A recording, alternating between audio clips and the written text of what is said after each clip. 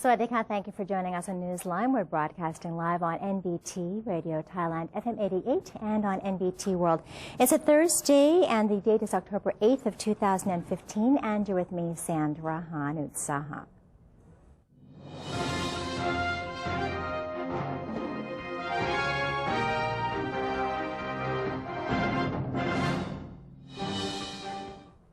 Welcome to today's segment of Thailand Moves Forward.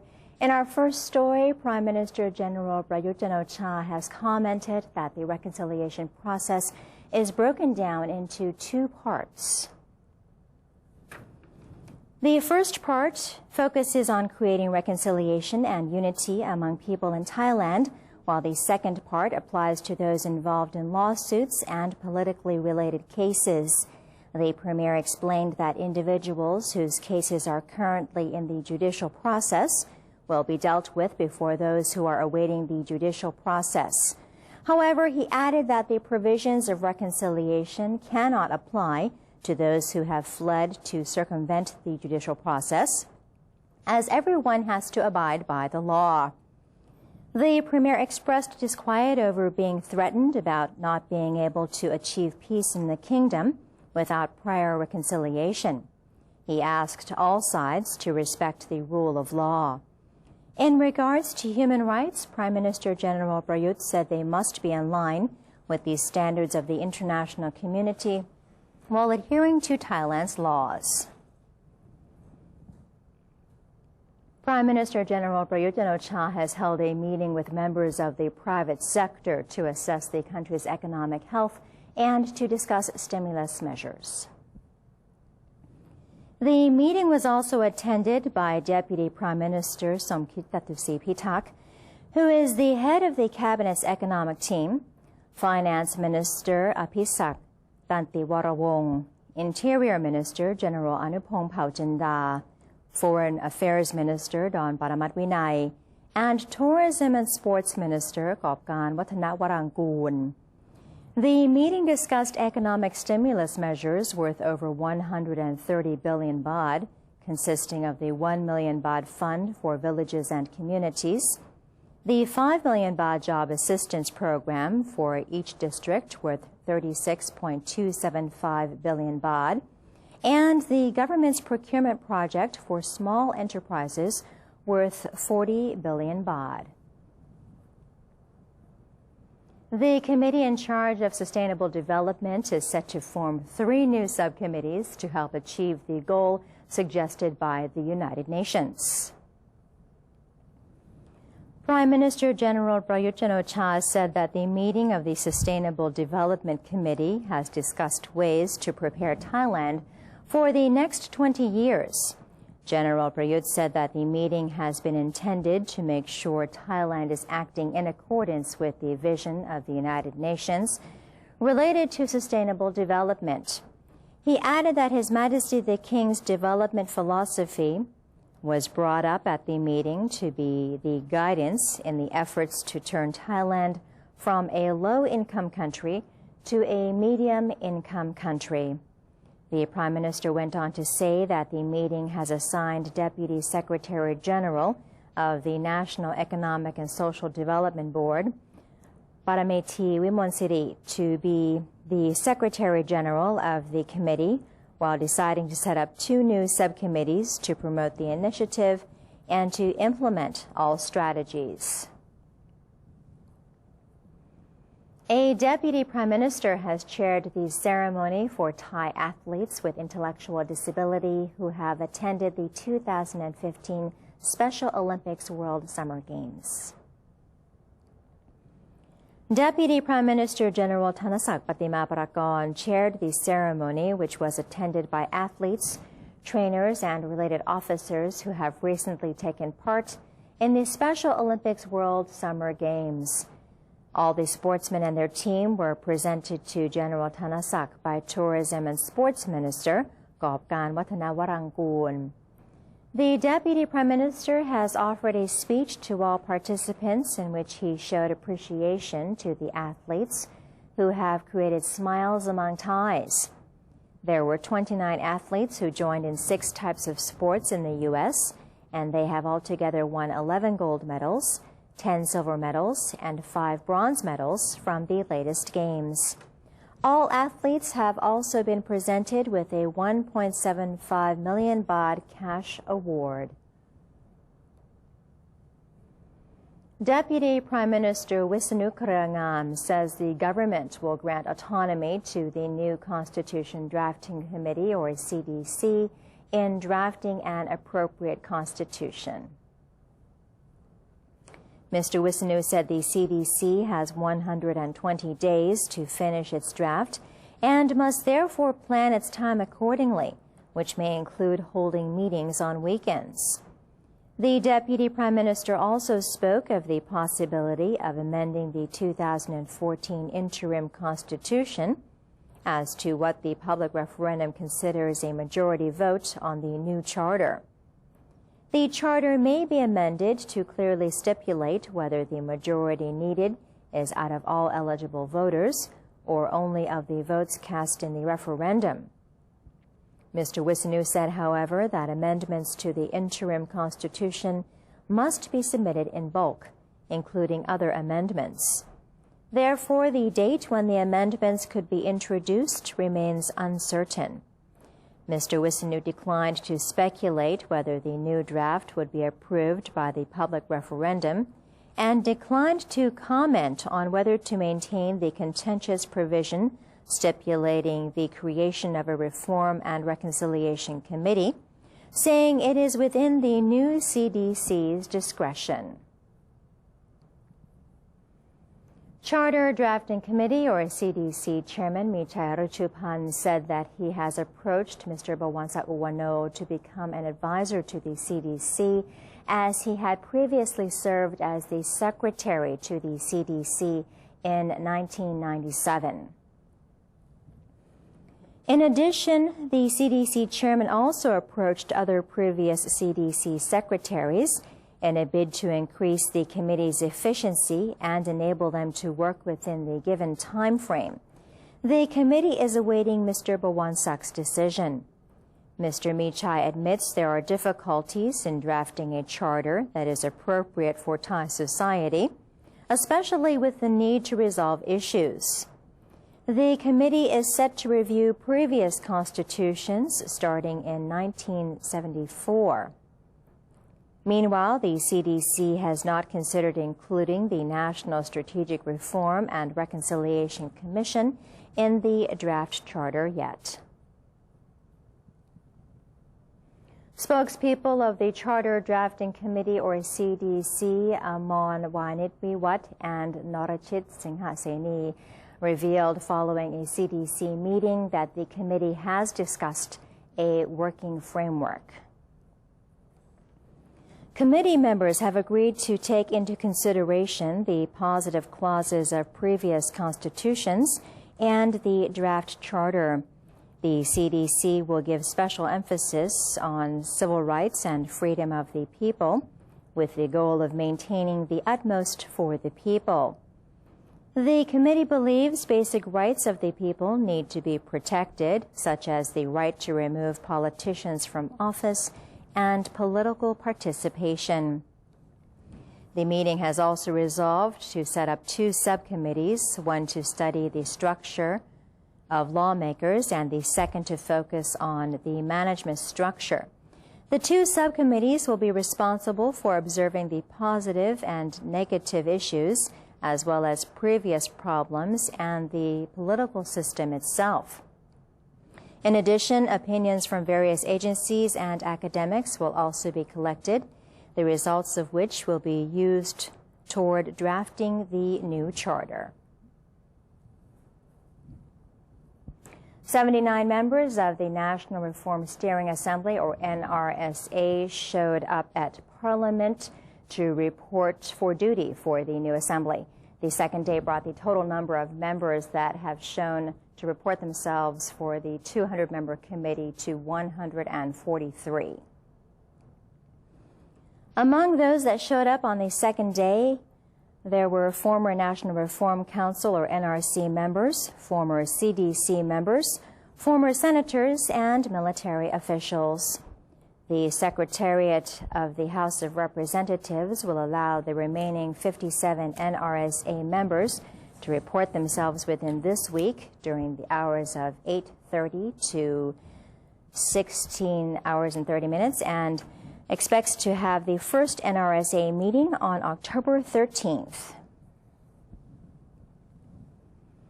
Deputy Prime Minister and Defense Minister General Prawit Wongsuwon said a strategic meeting of the National Council for Peace and Order, or NCPO, discussed problems related to the civil aviation and fisheries industries. General Prawit said many improvements were made in accordance with government policy. The Commander-in-Chief of the Air Force has reached out to the Department of Civil Aviation, instructing its officials to adhere to international standards ahead of an October 26th evaluation by the International Civil Aviation Organization, or ICAO.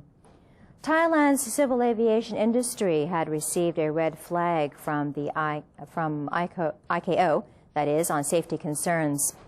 The NCPO meeting also discussed efforts to tackle illegal, unreported, and unregulated, or IUU, fishing.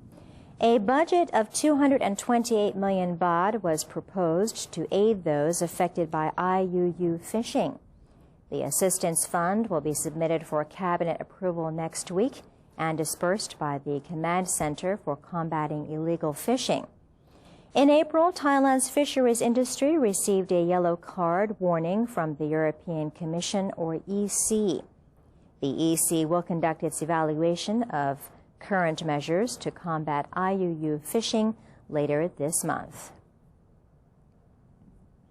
A group of business operators have met with the industry minister to discuss the problem of falling sugar prices on the world market. Chairman of the Thai Beverage Industry Association, Pornwood Salasin, met with Industry Minister Achaka Sibunruang about the problems faced by the beverage sector. Mr. Pornwood told Ms. Achaka that fierce competition still awaits to take place during the remainder of this year, when various strategies will be adopted and executed. He stated that currently the carbonated drink industry is worth about 50 billion baht. If all types of beverages are taken into account, the total value of the industry should surge to 100 billion baht. Mr. Pornwood said that the association is particularly worried about sugarcane farmers and will offer subsidy through the form of purchases and granular sugar at above the market price in order to maintain the stability of Thailand's sugar industry. And as many as 40,000 people have reportedly visited the technology event Innovation and Technology Thailand for SMEs held adjacent to the Government House. Among yesterday's visitors to the event were Deputy Prime Minister Wisnu Krangam and Foreign Minister Don Paramat Vinay. Rubber-based items, lip balms, and hair coat products have been the most popular among the fair's consumers. Many visitors have subscribed with the Ministry of Science and Technology for information on useful smartphone applications via its service, Most Mobile application. Others enjoyed the demonstration of new technology to produce rice-berry ice cream. Several SMEs, or small and medium enterprises, have taken the opportunity to consult bank representatives for financial advice. And that is the end of today's edition of Thailand Moves Forward. It's now time for a quick break, but do stay tuned for much more news right here on Newsline. And here's a look at the exchange rates and the commodity prices.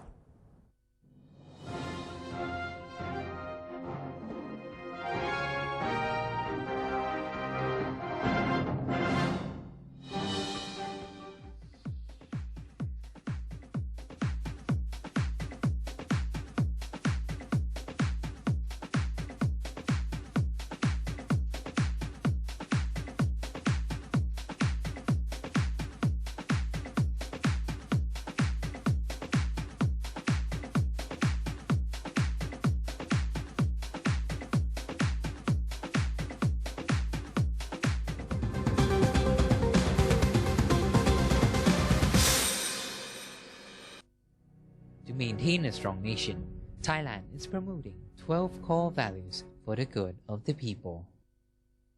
The ninth core value, being conscious and mindful of actions in line with His Majesty the King's royal statements.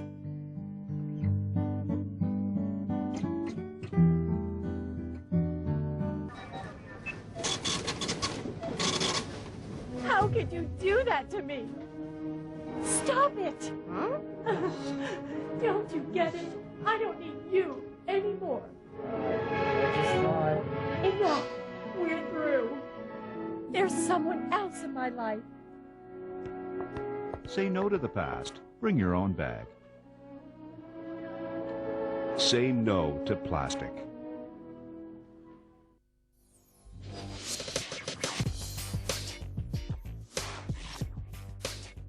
Multiple perspectives, insightful commentary on Thailand with The Insider every Sunday morning at 10:30 on NBT and NBT World. Welcome to ASEAN, a community comprised of 10 countries, each with its unique culture and history, now unifying to bring added prosperity to the region. For centuries, each country remained independent, but now we are coming together to compete in the 21st century globalized world. ASEAN is bringing together more than 600 million citizens and a total land area of 4.4 million square kilometers, and is providing economic opportunities, trade, travel, and new educational possibilities. The combined GDP of all 10 ASEAN countries comes to a total of $2.4 trillion, which means the ASEAN entity ranks amongst the world's major economic powers. The future is here. Welcome to ASEAN, the community of opportunities. The Southeast Asia region is now becoming one.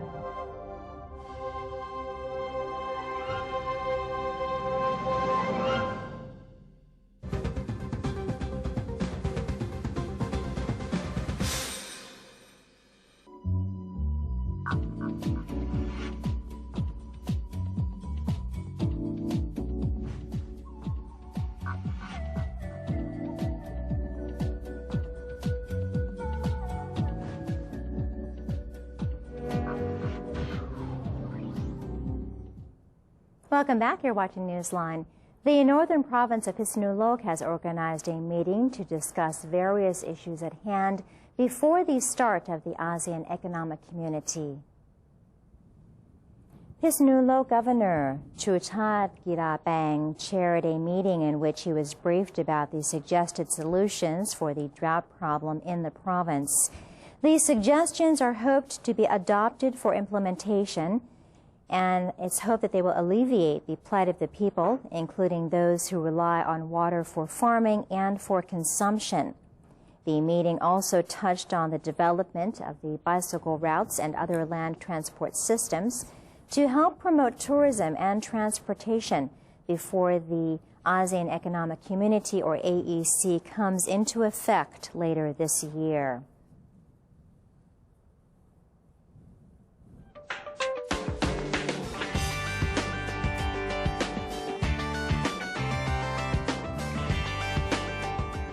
And on to news from elsewhere in the world. Troops loyal to President Abdel Arab Mansour al-Hadi, backed by Saudi-led coalition forces, have seized the strategic rebel stronghold of Sarwa on the western outskirts of Marib, which lies on the main route leading to the Yemeni capital, Sana'a.